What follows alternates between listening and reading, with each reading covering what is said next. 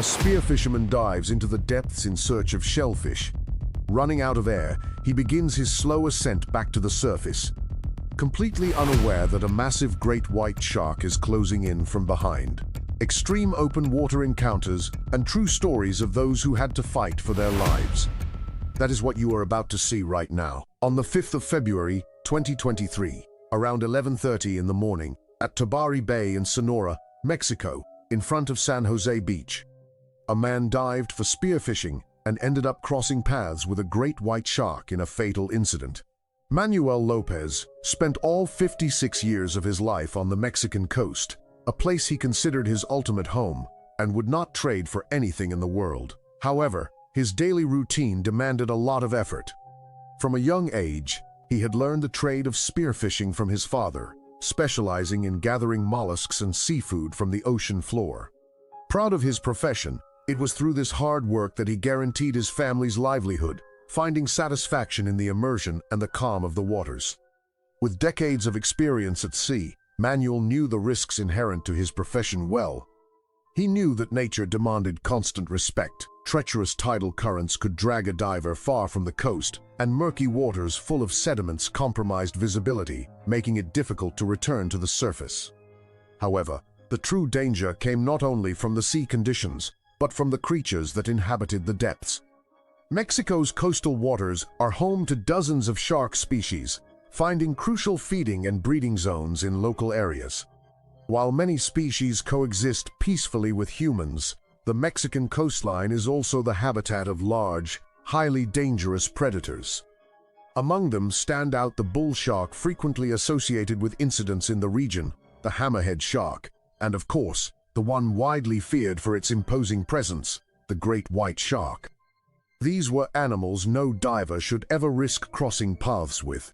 Yet, necessity and daily circumstances often push people to their limits, and that is exactly what happened to Manuel on that fateful day. It was February 2023, the period leading up to spring in Mexico. Lopez and his fellow professionals were busy gathering as many mollusks and fish as possible to supply local restaurants and secure a living for their households.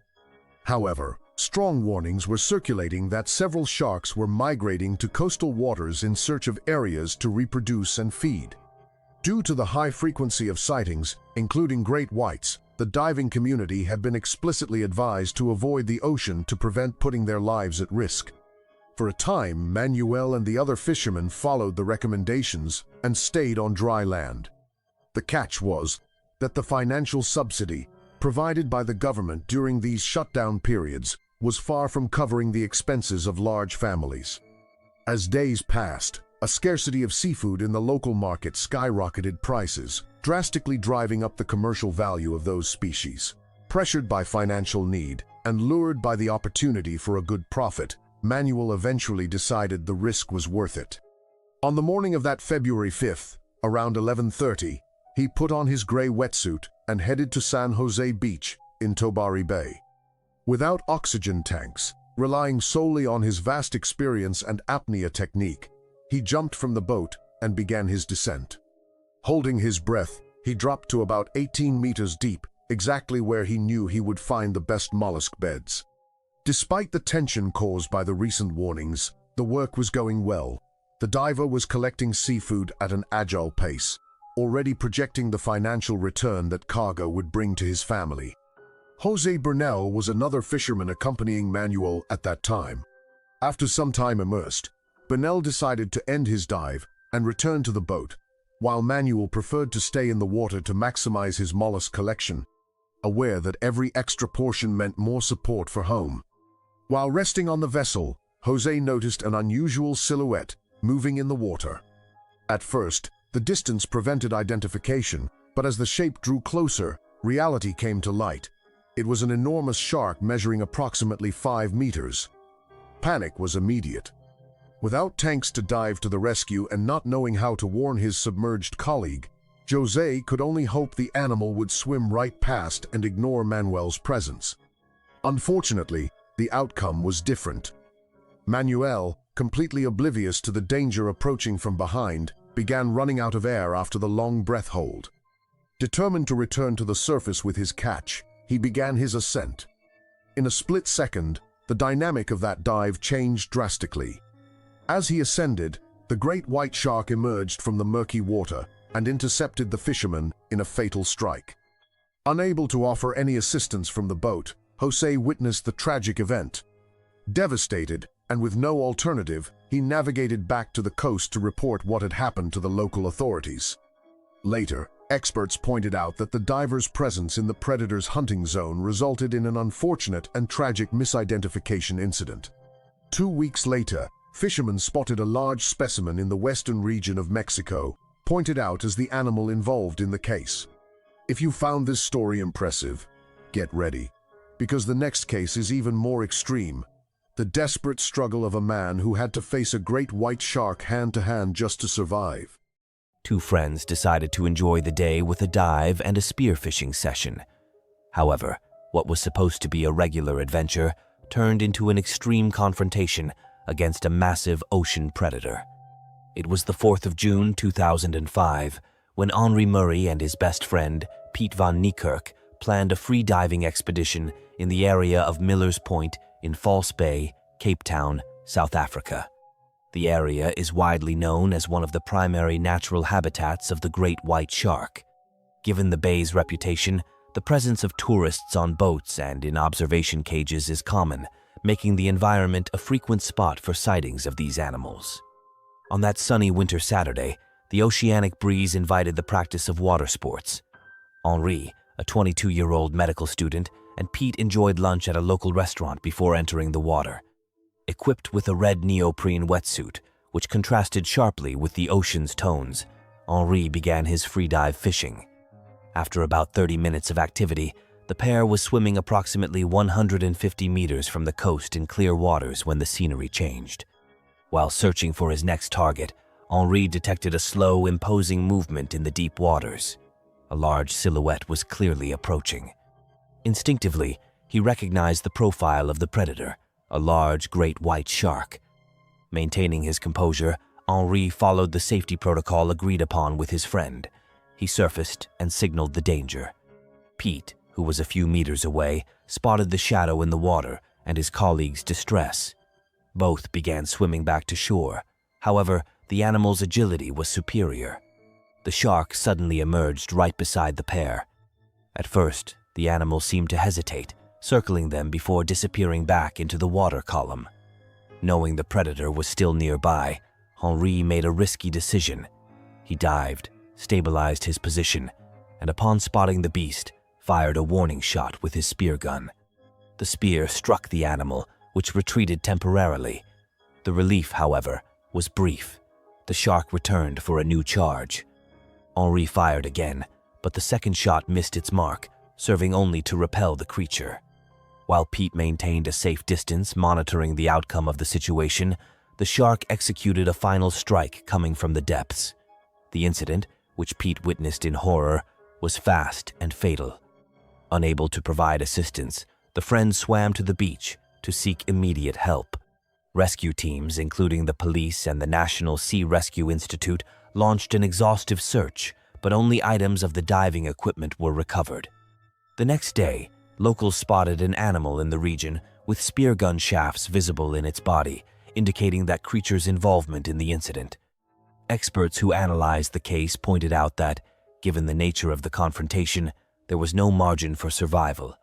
Pete described his helplessness in the face of the speed of events and the fearlessness Henri had always shown toward the ocean. Both were aware of the risks of False Bay, but in that extreme situation, they were caught off guard by the predator's hunting dynamics. Henri fought with every resource he possessed, but he was facing a force of nature against which survival was practically unattainable. Conclusion: trying to confront a shark in its habitat is a situation of extreme risk, but for Henri, it became the only possible attempt at defense. In the following case, we will see a situation where confrontation was not an option, but the only immediate way out to try and stay alive. In 2014, Jay Muscat and his friend Matt Palella dived together and ended up crossing paths with a great white shark. For one of them, it was a one-way trip. Huaychinicap National Park features a stunning coastline marked by white sand beaches and crystal-clear waters that attract tourists and campers year-round. However, exploring its trails or snorkeling places, visitors in direct contact with the local wildlife, consisting of reptiles, birds, and, in the coastal waters, the frequent presence of great white sharks. Jay Muscat, 17 years old, was a young man passionate about the sea and an active member of a Western Australian diving group. He nurtured the dream of becoming a professional fisherman and took advantage of every day off to practice competitive fishing alongside his companions. It was the 29th of December, 2014, during school holidays, when Jay and his friend, Matt Palella, headed to Chains Beach in Huaychinicap National Park with the goal of training in spearfishing. Around 11:30 in the morning, the two arrived at the location motivated for the fishing trip. However, weather conditions were far from ideal. A cloudy sky foreshadowed light rain and left the previously clear waters with a dark and murky appearance. Although the poor underwater visibility posed a challenge, the pair was not intimidated. As a member of the local diving club, Jay knew the region was frequented by predators, but he was unaware of recent warnings about sightings of a large white shark in the area 2 days earlier. Without imagining the danger of attracting sharks by shooting fish and releasing blood into the water, they swam about 40 meters from the coast and began the activity, competing amicably to see who could get the best catch. About 20 minutes into the dive, the dynamic changed drastically. Matt felt a violent impact strike his body, initially believing he had been struck by a boat. Disoriented by the shock, he surfaced and, looking around, was met with a desperate scene. Jay was struggling against a massive great white shark attached to one of his legs. The animal's force pulled him into the depths while the young man tried to resist, but exhaustion and the injury made the fight unequal until he ceased resisting. From above, Matt watched the scene, overcome by helplessness. The shark remained focused on its prey, leaving the water dense with traces of the incident. Paralyzed by the initial shock, Matt only realized the danger when the animal disappeared and a fin began moving in his direction.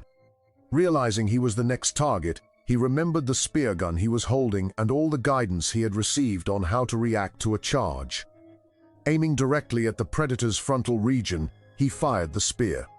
The projectile hit the animal's mouth, which began thrashing violently in agony, granting Matt a crucial window for escape.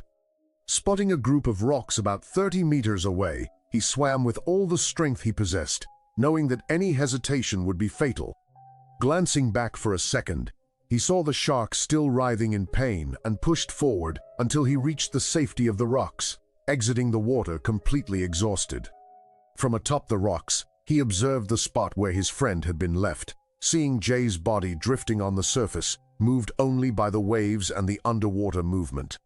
Seeking help, Matt signaled to a nearby fishing boat. The crew, shocked by the account, approached with caution to rescue Jay's body. Subsequent analysis revealed that the severity of the leg wound severed the femoral artery, leading the young man into rapid hypovolemic shock. The news caused commotion in Australia and prompted the beach's closure. The Department of Fisheries installed monitoring equipment and conducted patrols in an attempt to locate the animal, which carried the spear embedded in its body, a sign that it might not have survived its injuries. The episode divided public opinion between wildlife preservation and human safety, but the shark was never seen again, ending the search under the premise that the predator had succumbed to the damage sustained during the confrontation.